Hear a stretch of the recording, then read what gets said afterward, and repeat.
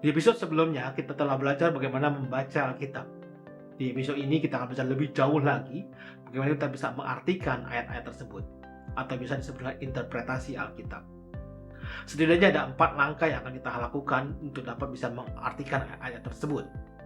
Perhatikan gambar ini. Ini kami pinjam dari buku berjudul Grasping God's Words, karya Duval and Hayes. Ini adalah buku teks yang saya pakai waktu kuliah Alkitab dulu. Di dalam buku ini kita melihat setidaknya ada 2 kota di sana. Kota sebelah kiri dan kota sebelah kanan. Kota sebelah kiri ini adalah kota tua, dan sedang kota kanan itu adalah kota yang baru. Kota kiri ini adalah kota di mana penulis Alkitab itu berada, atau pada zaman dia berada. Dan di sebelah kanan adalah kota baru di mana kita berada. Dan tahap pertama yang kita lakukan untuk bisa mengartikan ayat-ayat tersebut adalah kita harus membaca teks tersebut, tulisan tersebut sesuai dengan zamannya di kota kiri.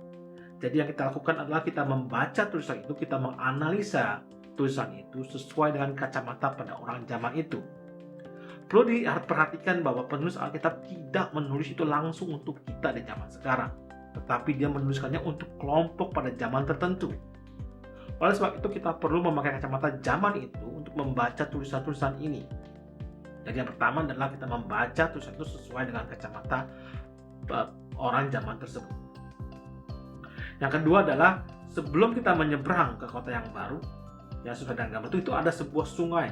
Nah, sungai ini ada berbicara tentang gap atau perbedaan antara zaman dulu dan zaman sekarang.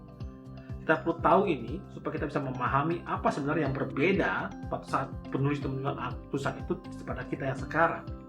Setidaknya ada kultural yang berbeda, bahasa yang berbeda, situasi yang berbeda, dan juga kondisi historis yang berbeda. Perhatikan bahwa ada kata-kata tertentu yang berartinya sangat sekali berbeda dengan zaman sekarang dibandingkan dengan 2000 tahun yang lalu misalnya.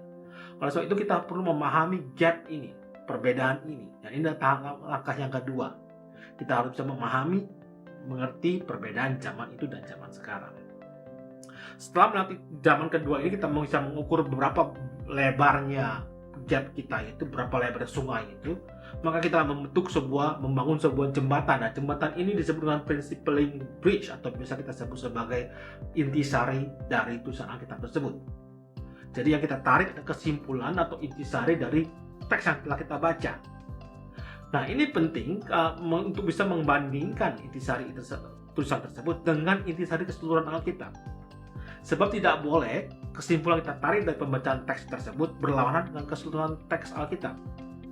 Jadi kalau seandainya kita membaca tulisan zaman dulu yang sangat sekali bertolak belakang waktu kita mengambil intisarinya, berarti kita melakukan kesalahan dalam pengambilan kesimpulan itu dan tidak boleh digunakan. Sebab itu prinsip Principling Bridge ini harus selalu dibandingkan dengan map atau garis besar dari Alkitab secara keseluruhan.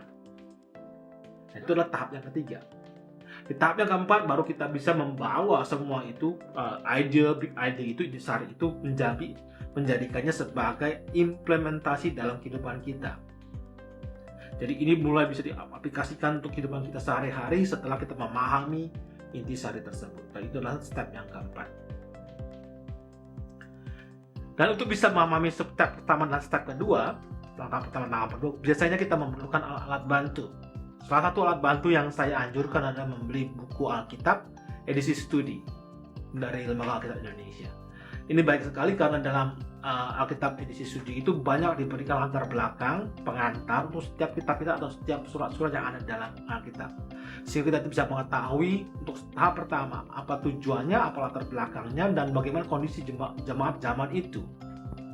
Jadi kita perlu alat bantu seperti ini supaya kita bisa memahami tahap pertama dan tahap kedua. Dan kalau seandainya tidak punya Alkitab edisi studi, kita bisa juga menggunakan buku-buku komentari yang banyak sekali tersedia gratis di internet.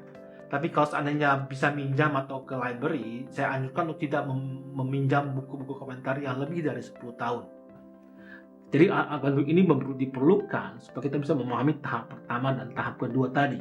Memahami teks itu sesuai dengan zamannya dan memahami perbedaan antara zaman itu dan zaman sekarang. Sekian episode kali ini, sampai jumpa di episode berikutnya. Tuhan Yesus memberkati.